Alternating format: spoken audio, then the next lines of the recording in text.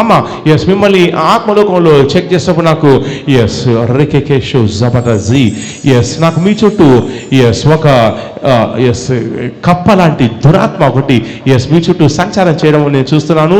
Yes అందువల్ల సంచారం చేయడం వల్ల ఎవరికమ్మా ఇంట్లో కొంచెం బాగా చికాకు ఎస్ టెన్షన్గా గాబరగా ఉంటారు. ఎస్ ఎప్పుడు కూడా మైండ్ అంతా కూడా చికాకుగా ఉంటుంది. ఎవరికి అలా ఉంటుందమ్మా ఇంట్లో? నాకే. ఎస్ మీకే ఉంటుంది.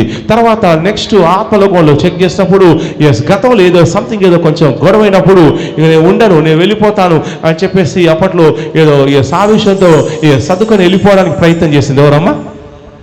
నేనే. మీరే. నెక్స్ట్ ఆత్మలో చెక్ చేసినప్పుడు